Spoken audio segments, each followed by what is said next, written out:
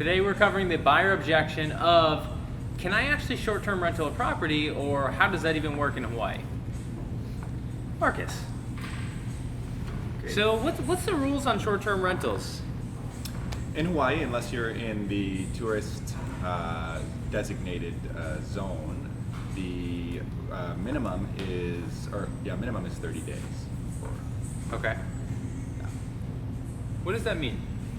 So basically that means that if you are the owner who is not the occupant of the property and you're renting it out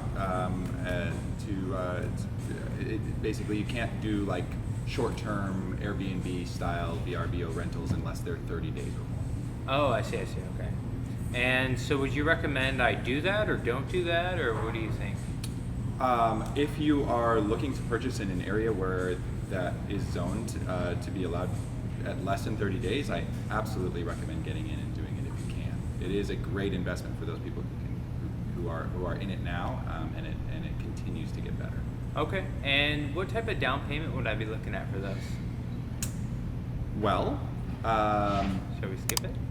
sure. Skip that one. Michaela, can you tell me about the Airbnb rental laws? Yeah, of course. So there's actually about 4 areas where you're able to Airbnb or short-term rent. It's Okay. going to be Waikiki, there's going to be Ko'olina, and then Turtle Bay. I'm dyslexic, I counted wrong. There's 3 areas. Okay. And then basically one of the differences, have you ever heard the term condotel?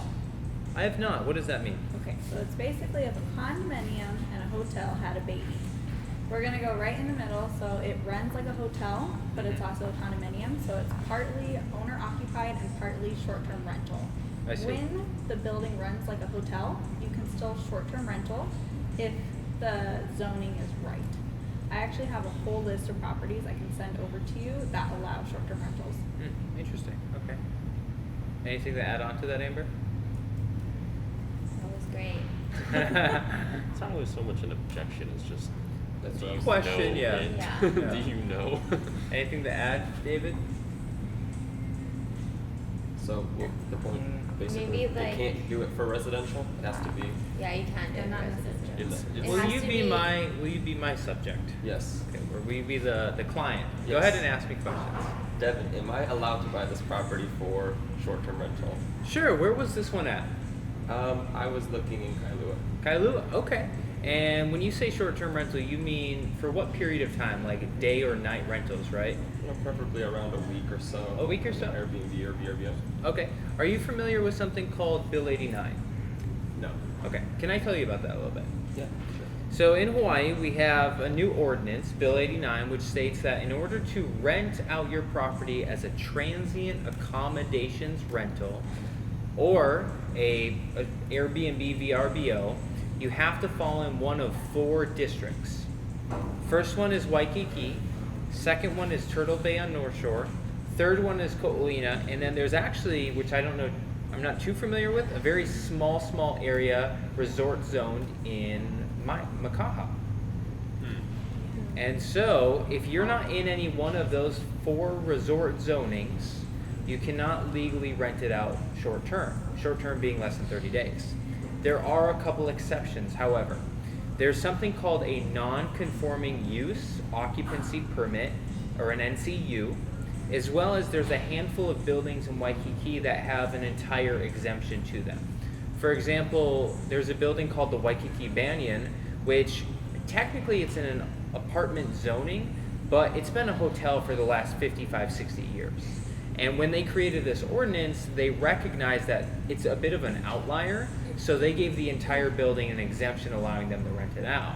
There's also a few buildings, privately owned properties, such as in Kailua, North Shore, West Side, that applied for a non-conforming use occupancy permit back in the 80s when they were distributed, and they still hold those properties, or they still keep those current permits active.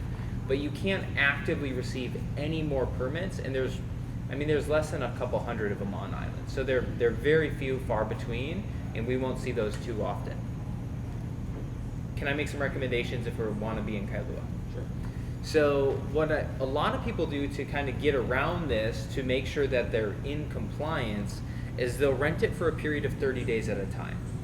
That's how you make sure that, so what a lot of people will do is they'll do corporate rentals, event rentals, renting to families who want to stay on island short term, but not necessarily less than a week.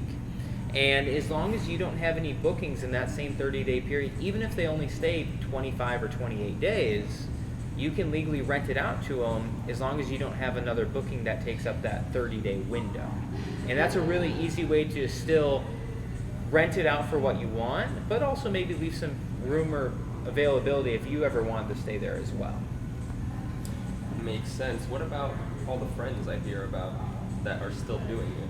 Yeah, so there are people that still totally fully operate as Airbnbs illegally. And as of now, DPP, Department of Building and Planning, they're the ones that enforce it.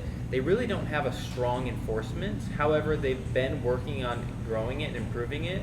Maui's actually been in communications with Airbnb themselves to try and crack down on it a little bit more. But my recommendation is to just stay in compliance. Got it. Yeah.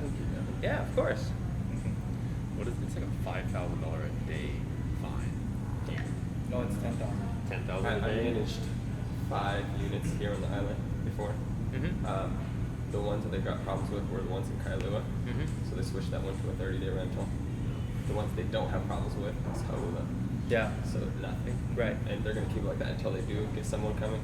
And it's Yeah. usually the neighbors in Kailua. You Yeah. know, they will report you, someone will come. Yeah. And That's how you hedge it. everywhere else. Yeah. 30 days. It's fine. And especially if they have their own website, they can Yeah. rent it out Which they're trying. as an Airbnb, but minimum 30 days. So does anybody want to try explaining all of that? I like how you went into Billy and all that though. That was a good. You want to give that a go, Amber? See what you got. Shorten it. You want to get better? You can you can short it. I kind of see what Michaela's, which I feel like is fine. Well, it depends how serious they are. If your client is actively going to purchase an Airbnb and you want to help them, you need to know all of this. I feel like once, or everybody that looks for Airbnbs, like once they hear all this, they're just like, Well, let's it's not even worth it. let's clarify because now I'm kind of confused about the actual zoning. Because just because you're in Waikiki doesn't mean that you can do it. That's No. why I give Yeah. them the buildings that Yeah. actually have the It's permitting or it's Yeah. specific buildings. Well, or- it's zoning. Is it Not specific all buildings in build- Waikiki are in resort zone. Not all of Waikiki is resort zoning. You know, is it also like specific units in buildings or like? There are some on Airbnb. There are units in buildings that do have a NUC. Yeah. Yeah. So, but then the building is not allowed to. Yeah, so you also, when you rent it out, you have to make sure that you're following the proper protocol. So in that example, Eric, like here's kind of how I would go about it with a client. That was more educational. Tell me you're want to buy this unit. Hey Devin, I want to buy this unit. Okay, cool. What's our plan with it? I want to rent it on VRBO. Oh, nice. Okay. Will we be doing 30-day rental? Are you a little familiar with Airbnb here or not quite yet? I'm decently familiar. I stayed in a few Airbnbs in Waikiki. Nice, nice. Okay. So Kailua has a little bit more restrictions to it. Certain areas or zones you're allowed to do Airbnbs short term, meaning a day at a time if you want. Kailua, for example, where we're looking, you have to actually have it rented for a period of 30 days at a time.